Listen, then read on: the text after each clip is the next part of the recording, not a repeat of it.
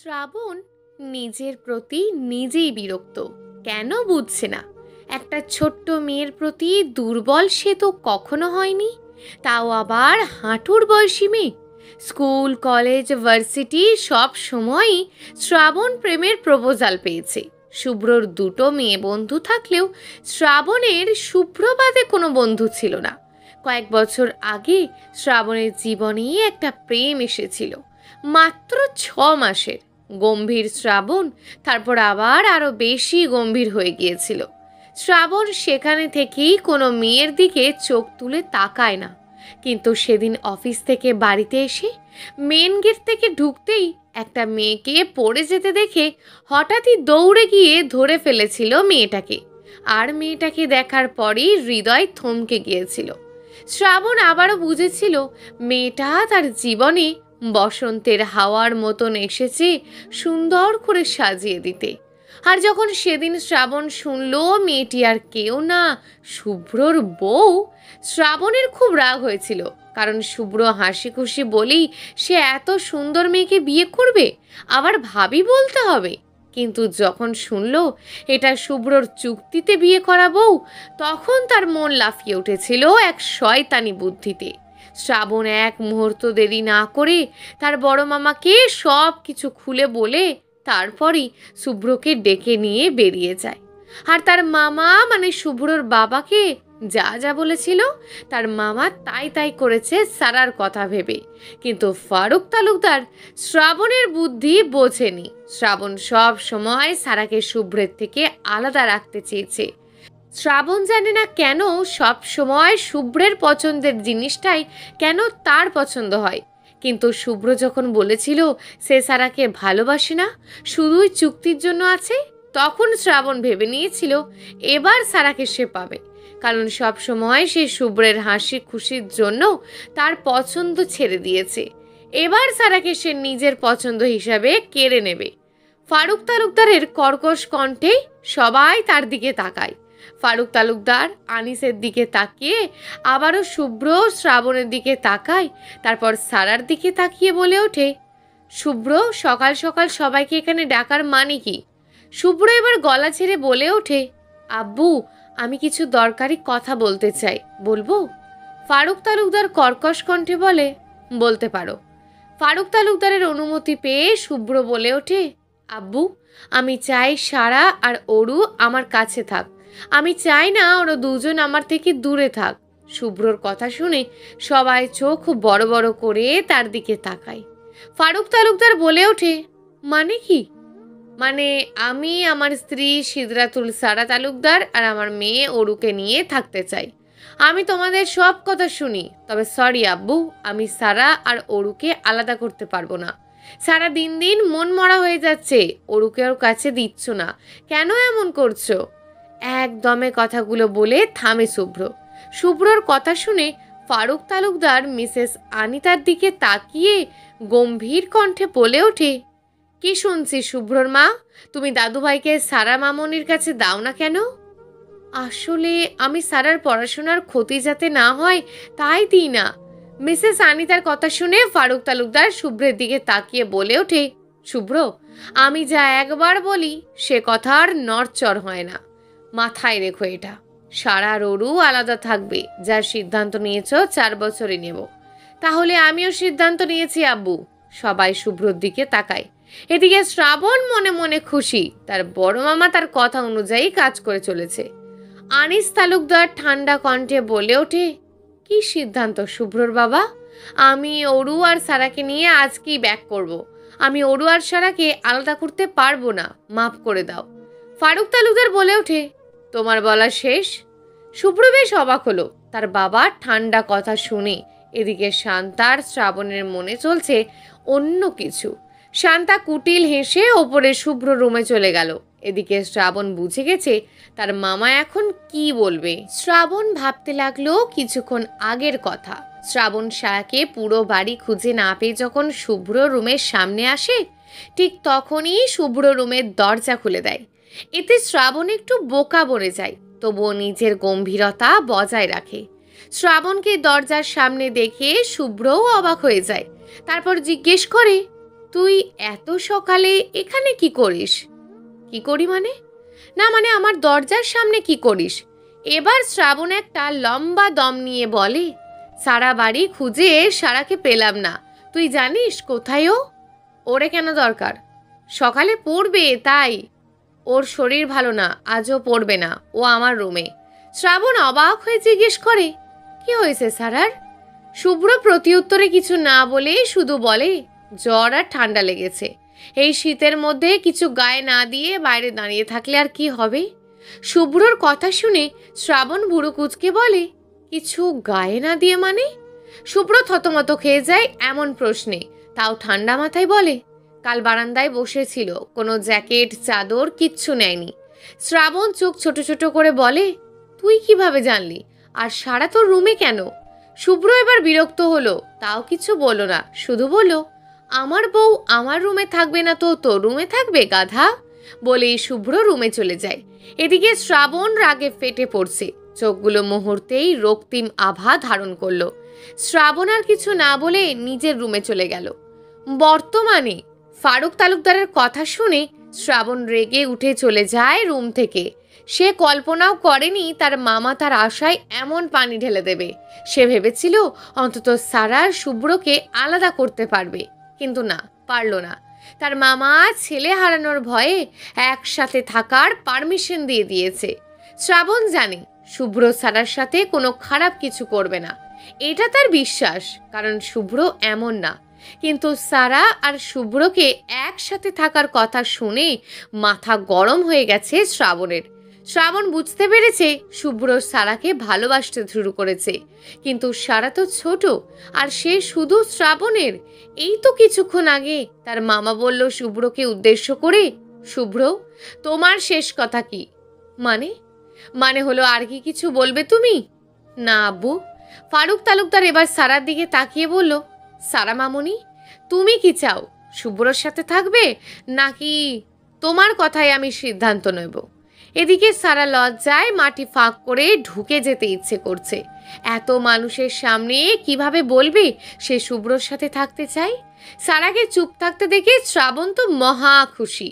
সে জানে সারা সবার সামনে কিছু বলবে না, মেয়েটা একটু বেশি লাজুক।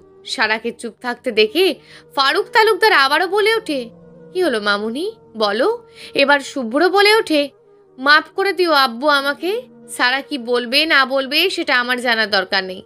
আমার সারাকে লাগবে, সাথে অরুকেও। আর সারা অরুর আম্মু হয়েই এই বাড়িতে থাকবে।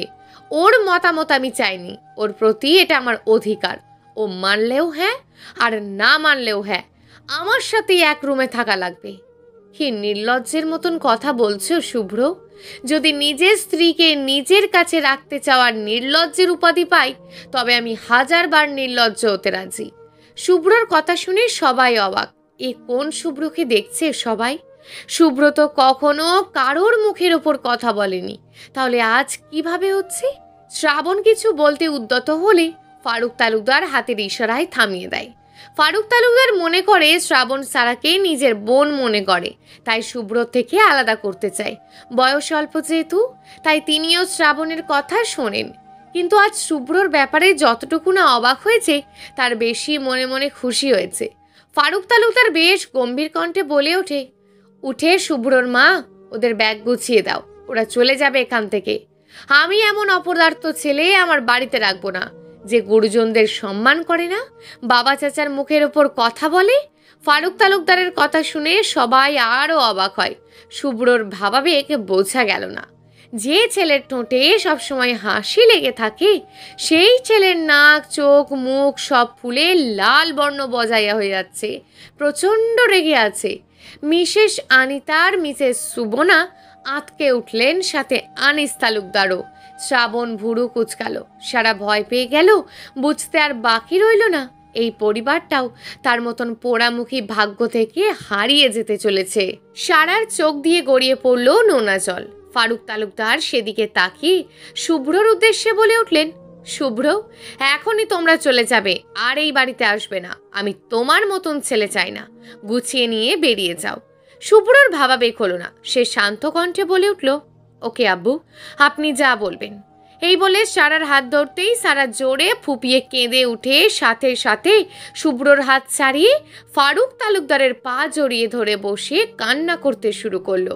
আকর্ষিত আক্রমণে ফারুক তালুকদার একটু ভড়কে যান, তবে সে জানতো এমনটাই হবে। ফারুক তালুকদার সারার দিকে তাকিয়ে মাথায় হাত বুলিয়ে বলে, কি হয়েছে মামুনি? পা ধরতে নেই, ছাড়ো। সারা ছাড়ে না, আরো জোরে জড়িয়ে ধরে। শুভ্র দূর থেকে শান্ত কণ্ঠে বলে ওঠে, সারা, আব্বুকে ছেড়ে চলে আসো, আমরা ব্যাক করব, সবকিছু গোছাতে হবে। সারা এবার জোরে কেঁদে ফেলে। মিসেস আনিতা ও সুমনার চোখে পানি চিকচিক করছে। সারা মেয়েটাকে খুব আপন মনে হয় তাদের। চলে যাবে শুনে খুব কষ্ট লাগছে, তবে ফারুক তালুকদারের মুখের ওপর কথা বলার সাহস তাদের নেই। আনিস তালুকদার সারার মাথায় হাত রেখে বলে, যাও মা, শুভ্র অপেক্ষা করছে। এদিকে সারার চোখে পানি দেখে শ্রাবণের পায়ের রক্ত মাথায় উঠে গেছে, পারছে না শুভ্রকে কয়েকটা থাপ্পড় দিতে। ফারুক তালুকদার এবার শান্ত কণ্ঠে বলে ওঠে, সারা মামুনি, যাও, ও তোমাকে ভালো রাখবে। এখানে থাকলে আলাদা থাকবে, ওরুকে বেশি পাচ্ছ না, ওখানে সব পাবে, দেরি করো না। শুভ্র, সারাকে নিয়ে যাও। কথাটা বেশ জোরেই বলে ওঠে ফারুক তালুকদার। সারা এবার ফারুক তালুকদারের পা আরো জড়িয়ে ধরে কান্না করতে করতে বলে, বাবাই, প্লিজ এমন করবেন না, আমি খুব একা হয়ে যাব। বাবাই, আপনি আমাকে মেয়ে মনে করেন, মেয়েকে দূরে সরিয়ে দিতে পারবেন আপনি? বাবাই, আমি কখনো বাবা মায়ের ভাই আদর ভালোবাসা পাইনি, আপনাদের এখানে এসে পেয়েছি। প্লিজ এভাবে চলে যেতে বলবেন না। আমি ছোট থেকে খুব অবহেলা পেয়েছি, আপনাদের ভালোবাসা পেয়ে আমি ভালোবাসার লোভী হয়ে গেছি। প্লিজ বাবাই, আপনাদের ছেড়ে আমি থাকতে পারবো না। সারার কথা শুনে সবার মন খারাপ হয়ে গেল নিমেষেই। শুভ্ররও মনটা খারাপ লাগছে, কি করবে বুঝতে পারছে না সে। মিসেস সুমনার চোখ বেয়ে পানি গড়িয়ে পড়ছে, চোখ এড়ায়নি কারোর তা। শ্রাবণ বেশ খুশি যে সারা যেতে চায় না, সারাকে সবাই আপন ভেবে নিয়েছে। ফারুক তালুকদার এবার বেশ কঠিন ভাবে সারাকে নিজের পা থেকে ছাড়িয়ে বেশ কঠিন রাগী স্বরে শুভ্রকে হুঙ্কার দিয়ে বলে ওঠেন, তোমার সাহস থেকে আমি অবাক না হয়ে পারি না শুভ্র। তুমি আমার মুখের ওপর কথা বলছো, আবার আমার কাছ থেকে আমার মেয়ে আর নাতনিকে নিয়ে যেতে চাইছো। ফারুক তালুকদারের এহেন কথায় শুভ্র ভ্যাবাচাকা খেয়ে গেল। সাথে সাথে সবাই অবাক হয়ে যাচ্ছে। শুভ্র বলে ওঠে, কিছু বললেন আপু? না, কিছু বলিনি। আমার মেয়ে নাতনিকে রেখে তুমি যেখানে যেতে পারো, কেউ আটকাবে না। বেশ কঠিন কণ্ঠেই বলে ওঠে ফারুক তালুকদার। আব্বু, আপনি কি বলছেন? আমি ওদের জন্যই তো ফিরবো, ওদের একসাথে চাই আমার। সবাই শুধু মুখ চাওয়াচি করছে, কি হচ্ছে বুঝতে পারছে না। হঠাৎ ফারুক তালুকদার জোরে হেসে ওঠে, এতে সবাই আরো অবাক। বেশি অবাক হয় শুভ্র ও শ্রাবণ। বড় কোনো কারণ ছাড়া তারা ফারুক তালুকদারকে হাসতে দেখেনি। ফারুক তালুকদার হেসে সারাকে পা থেকে ছাড়িয়ে নিজের পাশে বসায়, তারপর হেসে শুভ্রকে বলে, আমি কখনো আশা করিনি আমার ছেলে এতটা ভালোবাসবে এই ছোট্ট মেয়েটিকে, আর আমি এটাই চেয়েছি সব সময়। আর আজকের সব কিছুই তোমাদের পরীক্ষা নিলাম, দেখলাম তুমি সারা মামুনিকে ভালোবাসো কিনা, আর সারা মামুনি আমাদের নিজেদেরকে পরিবার মনে করে ভালোবাসে কিনা। বলি আবার হেসে উঠলেন ফারুক তালুকদার। সাথে আনিস তালুকদারও, তিনি জানতেন তার ভাই কোনো ভুল সিদ্ধান্ত নেবেন না। এদিকে শ্রাবণের চোয়াল শক্ত হয়ে গেল নিমেষেই। ফারুক তালুকদার এবার মিসেস আনিতার উদ্দেশ্যে বলে উঠল, শুভ্রর মা, সারা যখন ফ্রি থাকবে অরুকে সারার কাছে রাখবে। সারার পড়ার সময় বাদে অরু সারার কাছেই থাকবে, আর রাতে অরু তোমার কাছে থাকবে। সারা মামুনি বড় হোক তখন নিও। আর এখন অরুর জন্য সারা রাত জেগে পড়াশোনার ক্ষতি হোক তা আমি চাই না। মিসেস আনিতাও সম্মতি জানালেন। শুভ্র খুশি হলো বেশ। শ্রাবণের চোখ মুখ গাঢ় লাল বর্ণের ধারণ করেছে। গম্ভীর পুরুষ আরো গম্ভীর হয়ে গেল। শ্রাবণ বেশ আশা নিয়ে ফারুক তালুকদারকে বলে ওঠে, তাহলে কি সারার শুভ্র একসাথে থাকবে মামা? শ্রাবণের কথায় সবাই বেশ চমকায়। এতক্ষণ পর শ্রাবণ মুখ ফুটে কিছু বলল। শুভ্র বুড়োকুচকে শ্রাবণের দিকে তাকালো। শ্রাবণ জানে তার মামা শুভ্র আর সারাকে একসাথে থাকতে দেবে না এখন, কিন্তু তার আশায় 2 বালতি পানি ঢেলে দিয়ে ফারুক তালুকদার বলে ওঠে, শুভ্র সারার সব জিনিস তোমার রুমে নিয়ে যাও, নিচের রুম থেকে। আজ থেকে সে তোমার কাছেই থাকবে, তবে একটা শর্ত, এবার শ্রাবণ রেগে যায় খুব।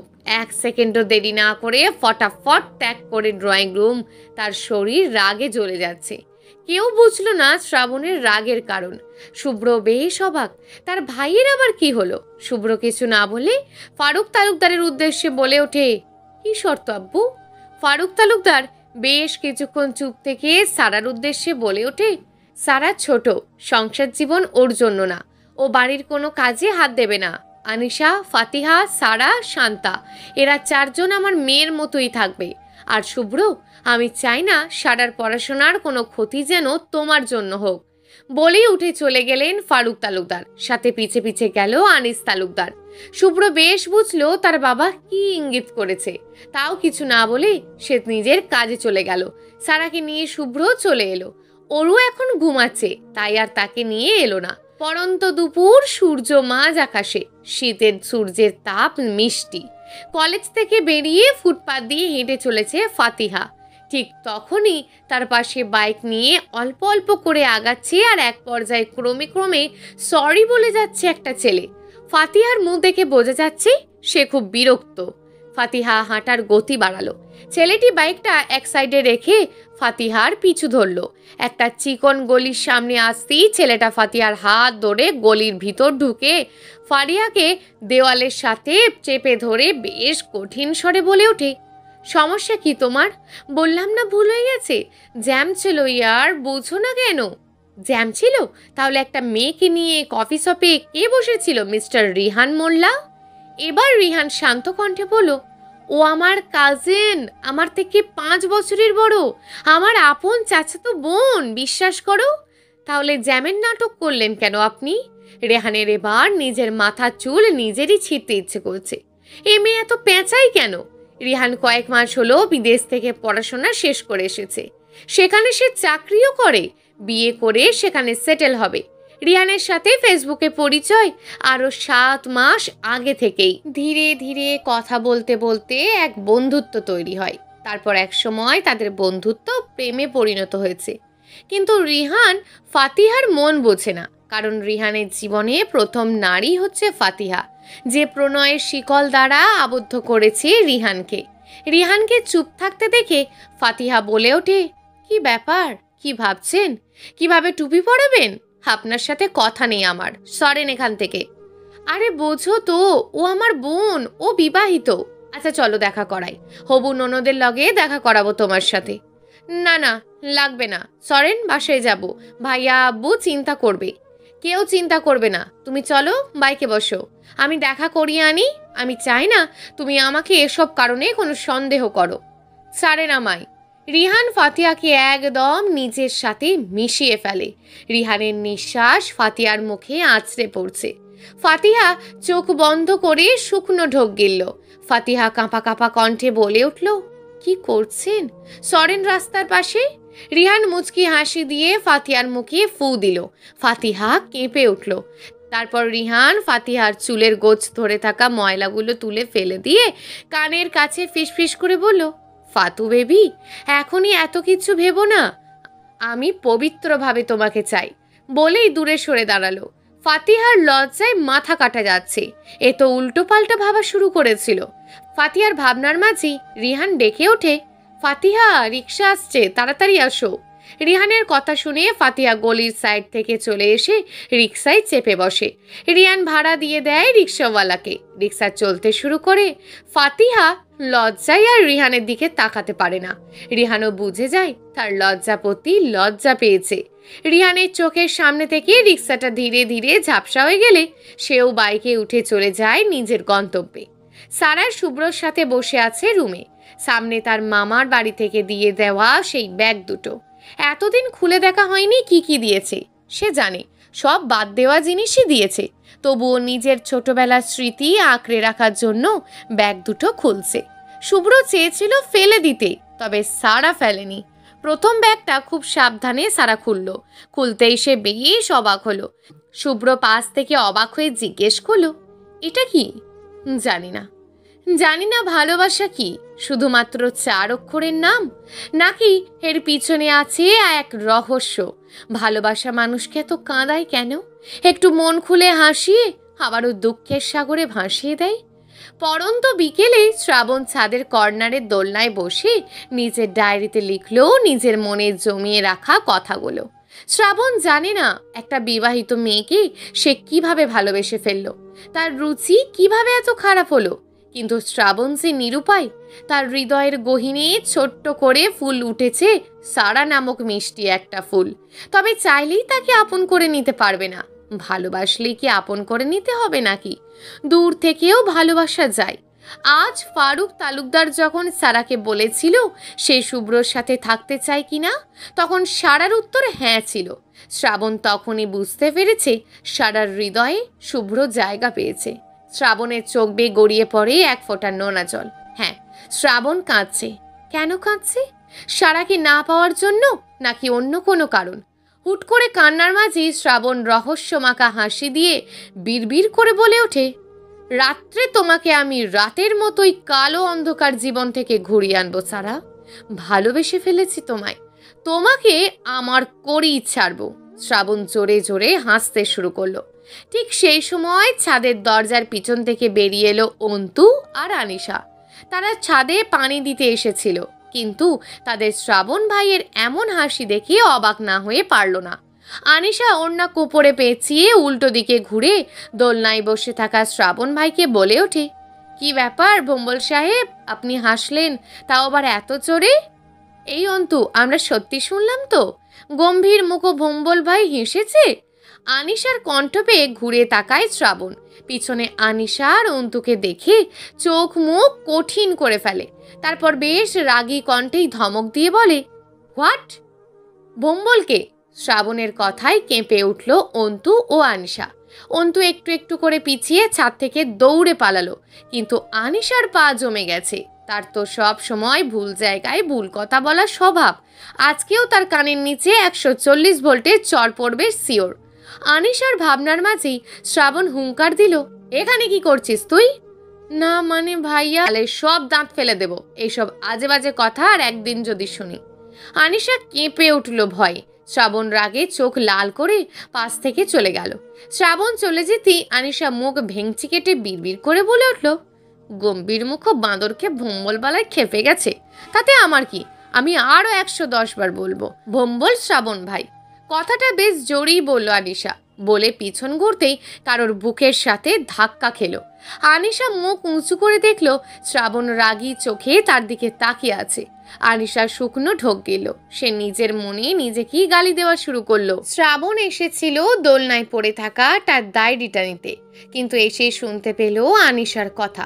মুহূর্তেই আরো বেশি রাগ চেপে গেল মাথায়। আনিশা কিছু বলতে নিতেই শ্রাবণ আনিশাকে ধাক্কা দিয়ে ঠাস করে চর বসিয়ে দিল আনিশার গালে। আনিশা ছিটকে পড়ে গেল। সাথে সাথে ফ্যাচ ফ্যাচ করে কেঁদে উঠল আনিশা। শ্রাবণ হাঁটু ভাঁজ করে বসে আনিশার সামনে। তারপর আনিশাকে উদ্দেশ্য করে বলে, লাস্ট টাইম ওয়ার্নিং দিলাম তোরে, এরপর মামারে বলবো, বেয়াদব কোথাকার। বলি শ্রাবণ রাগে হিসিস করতে করতে নিচে চলে আসলো। নিচে আসতেই তার মাথা আরো গরম হয়ে গেল। তার চাচা এসেছে। শ্রাবণ তার বাবার গোষ্ঠীর কারোকে সহ্য করতে পারে না। তার মতে চাচাদের জন্য তার বাবা স্ট্রোক করে মারা গিয়েছে। রুমে বসে বসে সারা ব্যাগ থেকে একটা একটা করে জিনিস বের করছে, যা সবই বাদ দেওয়ার মতন জিনিস। মামারা তার ব্যাগ গুছিয়ে দিয়েছে। সারার সব জিনিসের মধ্যে নিজের ডায়েরিটা পেয়ে আনন্দে লাফিয়ে ওঠে। শুভ্র বুড়ো কুচকে জিজ্ঞেস করে, এটা কি? সারা শুভ্রর ইশারা অনুসারে তাকাতেই দেখে ছোট্ট একটা পেন্সিল বক্স। সারার মনে নেই এই বক্সের কথা, প্রায় ভুলতেই বসেছে। শুভ্র সারার হাত থেকে পেন্সিল বক্সটা নিয়ে কিছু কৌতূহল নিয়ে খুলল সেটা, কিন্তু খোলার পর হতাশ হলো। সামান্য একটা র্যাপার চেন আর একটা লকেট, কিন্তু বক্সের অন্য পাশ খুলতেই শুভ্র বেশ অবাক হয়। সেখানে সারার ছোটবেলার কয়েকটা ছবি। সারা এগুলো খুব যত্ন করে রেখেছে। শুভ্র ছবিগুলো হাতে নিয়ে ভাবতে লাগলো, তার মনে হচ্ছে সেই বাচ্চাটাকে কোথাও দেখেছে, কিন্তু মনে করতে পারছে না। শুভ্রর ভাবনার মাঝেই সারা হাত থেকে ছবিগুলো নিয়ে আবারও বক্সে রাখে। তারপর চেনটা শুভ্রর হাতে দিয়ে বলে পরিয়ে দিতে। শুভ্র চুপচাপ পরিয়ে দেয়, কিন্তু তার মন ছবিটার দিকে। সেই ছবিটা আগেও দেখেছে। সারা উঠে আলমারির ভিতরে তার ডায়েরি আর বক্সটা রেখে দিল। তারপর বাকি জামা কাপড়গুলো আর ব্যাগগুলো নিয়ে এক সাইডে রেখে দিল। কাল ফেলে দেবে, কারণ শুভ্র এসব রাখতে দেবে না। সারার কাছে তার ডায়েরিটা অনেক আবেগের। ছোটবেলায় তার এক দাদু তাকে উপহার দিয়েছিল, পাতলা একটা ডায়েরি। সারার বুঝ মতে শেখার পর সেখানেই সুখ দুঃখ লিখে রাখে। ডায়েরি লেখা তার শখও হতো, কিন্তু কাজের চাপে পারতো না।